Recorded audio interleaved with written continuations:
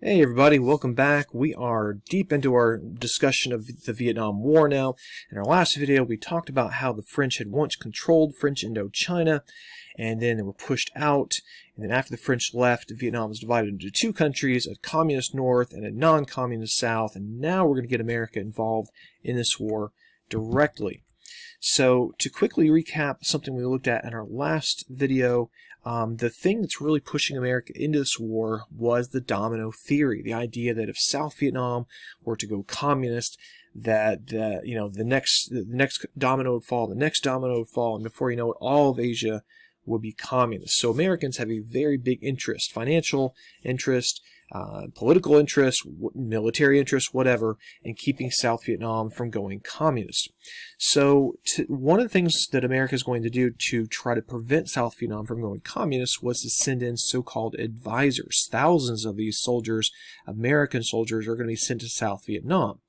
Now, at first, they're not there to do any type of combat. They're there simply to advise or to basically act as almost like teachers, instructors, helping the South Vietnamese with their war effort against that communist rebellion, the Viet Cong, we call those rebels, in their country. But of course, as Americans get close to the fighting to support these South Vietnamese soldiers, inevitably, Americans were going to get drawn into the line of fire. And so Americans, even though we're not there to fight the war, are still in harm's way. And some Americans begin to get injured and killed. And by JFK's assassination in November of 1963, some 15,000 American soldiers are already in South Vietnam. And of course, the thing is about this is the South Vietnamese come to really rely on us to be there. We became the backbone, as the political cartoon at the bottom shows us, holding up South Vietnam. And the longer we stay, the harder it will be to one day pull those soldiers out. So this becomes what some people call, refer to, say, like modern wars as a forever war. In other words, it's a war that you get into, and it's hard to say when it could ever really end. And that's what South Vietnam, that the problem in South Vietnam poses for us. It poses the problem of it becoming a forever war. And then in August 1964, everything changes. There are some American ships off the coast of North Vietnam in a place called the Gulf of Tonkin. So there's North Vietnam, China's right up here, and there is an incident. Now, the details of this incident are still, even today, a little cloudy on exactly what happened. But the official story is that American ships were attacked by North Vietnamese naval vessels. So we've got this naval clash. Now, no Americans were killed or even injured in this attack, but nonetheless, this seems to be a provocation, an escalation, where Americans feel like they have to do even more to stop North Vietnam from basically conquering South Vietnam. And so Lyndon Johnson, who took over after JFK was assassinated, asks Congress to give him more authority to fight a war in Vietnam. And what the result of this is called the Gulf of Tonkin Resolution. So this is a law passed by Congress which basically gave LBJ, Lyndon Baines Johnson, the president, a blank check to fight a war in Southeast Asia. And by the end of 1965, we've got almost 200,000 American soldiers in Vietnam. By 1968, the number would peak at over 500,000. So this becomes a huge war. I mean, the biggest war really in terms of Americans involved since World War II. It becomes a major conflict. And you can see the numbers here. Again, American losses relatively small in those early days when we were there as advisors, and that they're going to increase. And you can see the troop levels increase dramatically as well. Troop levels all the way up to, again, almost approaching 600,000 by 1968, which is kind of seen as like the peak year of the Vietnam War. So let's look at some problems that America is going to face in this war. And if you stop and think about it, there are a lot of problems, potential problems facing America in this war. Number one, while we did have a well-trained and well-equipped and very modern military, it was a military designed to fight a very different enemy than the Viet Cong. It was designed to fight against the Soviet Union with potentially nuclear weapons and tanks and fast airplanes, aircraft carriers, and all this kind of stuff. The stuff that doesn't necessarily help you win a guerrilla war in the jungles of South Vietnam. So we have a military that's designed to fight probably, you could argue, for the wrong task. Secondly, we're fighting a very difficult guerrilla war. It's hard to tell enemy from friend, friend from foe. It's difficult when you come to these villages to know if the people in the village truly do want to be communist, or if they want to support the anti-communist government. It's just really, really difficult. And it's something that really frays on the nerves of the American soldiers, because this is unlike any other war we'd fought. This is not like World War II, where there's a town to be captured, you capture it, and the front lines move on. This is not that kind of war. This is the kind of war where you're out in the jungles looking for the enemy. We call these search and destroy missions. You literally are walking through the jungle looking for the enemy, and you know you found the enemy when they start shooting at you. Very, very difficult. The enemy, by which I mean the Viet Cong and the North Vietnamese soldiers, are very, very clever in their use of terrain and geography. Okay, you can see this diagram of these underground tunnel systems that the North Vietnamese and the Viet Cong of South Vietnam would use to resist our soldiers. Booby traps here and there. Soldiers would pop up to shoot at you, and then they'd just disappear. They'd go down their tunnels. Very, very difficult to counter this. American soldiers who went down these tunnels are known as tunnel rats. And I can't even imagine what it would be like to go down into one of these tunnels, right? I mean, they're small, they're dark, you have no idea if the enemy is down there. Just incredibly brave soldiers going down in those tunnels for sure. The other thing that made the Vietnam War very difficult for us is how we measure victory. So think back to World War I or World War II. You've got this front line on the map, right? And it's a line that can move one way or the other depending if an army is advancing or retreating or what have you. You don't have that in the Vietnam War. We're trying to put down a rebellion, and the rebellion, it's everywhere. It's popping up here, there, everywhere. You turn around, there's another pop-up of rebellion there. It really becomes kind of like a game of whack-a-mole, where you're just trying to spread your forces out and hit them here, hit them there, but the enemy always seems to be one step ahead. So the one way we came up with a way of kind of measuring success was known as a body count.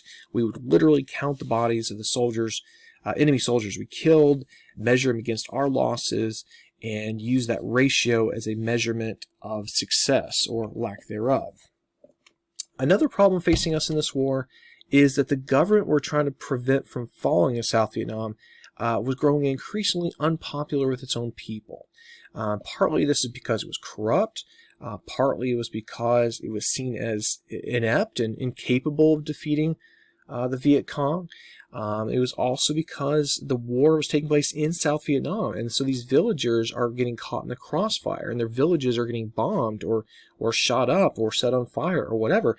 And this was something that obviously really was counterproductive, because it turned a lot of South Vietnamese into basically future rebels against our forces and the forces of South Vietnam. To give you an idea just how many bombs we dropped on South Vietnam and North Vietnam in in the Vietnam War, if you total them up, we're going to drop more bombs on Vietnam than we did against Germany and Japan combined in World War II. So very, very heavy bombing campaign. This line here from this newspaper article, I think, really sums up the difficulty of our fighting in Vietnam. Speaking of a village they had to protect, it says here, United States Major, it became necessary to destroy the town to save it. Right? Necessary to destroy the town to save it.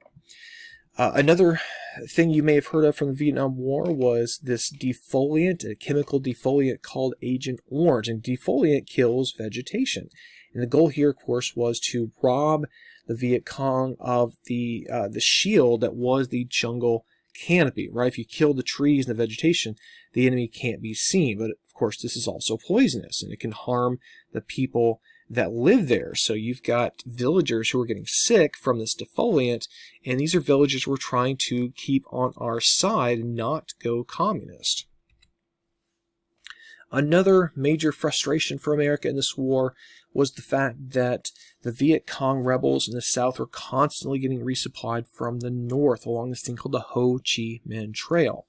And the Ho Chi Minh Trail is actually a series of trails through the jungly, mountainous terrain, and it goes through neutral Laos and Cambodia.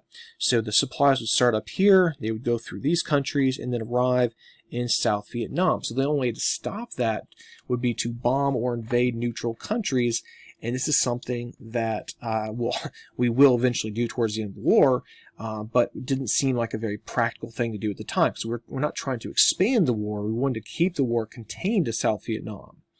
And this is just another evidence of frustration, right? This is America with nuclear bombs, jet aircraft. In 1969, during the peak of the Vietnam War, we're putting a man on the moon, and yet we can't seem to stop this enemy carrying supplies on bicycles through the jungle. It was just so confusing for Americans. We just didn't know what to do. Speaking of American frustration, one group in particular was especially anti-war, and that would be the young people of America. Now, I think there's been somewhat misleading thought out there that like all Americans were against the Vietnam War, and that was definitely not the case. A lot of Americans are very much behind this war, really all the way to the end. But it does become increasingly unpopular as the war drags on, particularly among young Americans, because they're the ones who actually have to go fight in this war. And so if you got a draft notification, like this one on the left, you had to go fight in the war. And this was, again, for a lot of Americans, problematic to say the least. This is not something they necessarily wanted to do. And so you had a couple of options. You could, of course, go follow the draft orders and report for duty and be trained and maybe go fight in Vietnam. Or you could refuse and dodge the draft, which means you just don't report. Now, of course, doing that is a crime and you can be sent to prison for that. Another option would be to leave the country, go to something like Canada, which thousands of Americans did. They fled to Canada during the war to avoid the draft. A pretty famous example of this draft resistance was the boxer Cassius Clay. You know him better as Muhammad Ali. He was drafted. He refused to cooperate with the draft, and so he was sentenced to prison for his resistance against the draft. There was also an element of class warfare, and by which I mean, if you were wealthy enough and connected enough, you could go to college. And if you were a college student, your draft would be deferred. In other words, delayed. So while you're in college, you would not be drafted. And so this is something that would benefit college-bound young Americans, but not Americans who couldn't afford to go to college. And college, if you're, this is 50 years ago, guys, college was a much more exclusive thing back then than it is today. And so this is certainly something that helped wealthier upper class Americans get out of the draft by going to college. Just a couple of pins here, anti-war pins that people would have worn to show their resistance to the war. Probably the most tragic example of this war protest comes at a place called Kent State, which is in Ohio. It's a university. And in 1970, protesters descended on the campus to protest against the war and the draft and all the other things surrounding the war. And the Ohio National Guard was called out. And during one of these protests, the National Guard opened fire on the protesters, killing 4 of them and wounding 9 more. And this became a national scandal. That this war is really beginning to tear us apart back home. This is not just about Southeast Asia. This is about what this war is doing to us as a people at home. Now, this brings us to kind of the high point of the war, and by high point, I mean most intense point. It's called the Tet Offensive. By January 1968, Viet Cong forces were ready for an all-out assault, and they launched this in a surprise assault all across South Vietnam. Now, we had been told in America that the Viet Cong were basically a defeated force. They were, if we just held on a little bit longer, they'll be defeated, and that's it. And then all of a sudden, the enemy launches this simultaneous attacks all across the South Vietnam. This clearly was not a defeated enemy. And this took Americans by surprise. And the images that come out of this bitter battle, again called the Tet Offensive, is a turning point. Now, on the battlefield, the Tet Offensive is a big failure for the communists. Okay, the Viet Cong lose big time, but that's not really where we're at when it comes to this war at this point. Americans want progress. We want to see that we are about to win after years of fighting. And so this shows a lot of Americans that the war is just going to go on forever. And maybe it can't be won. Maybe it's an unwinnable, pointless war. So the Tet Offensive, major turning point, turning Americans against the war, because Americans were just tired of this war. As you can see from some of these soldiers here. He's marking off the months of his tour of duty, as is this soldier here. Alright, in our next video, guys, we are going to talk about the end of the war, getting America out of this war, and then one other big tragedy in a country right next door to Vietnam. That's all in the next video.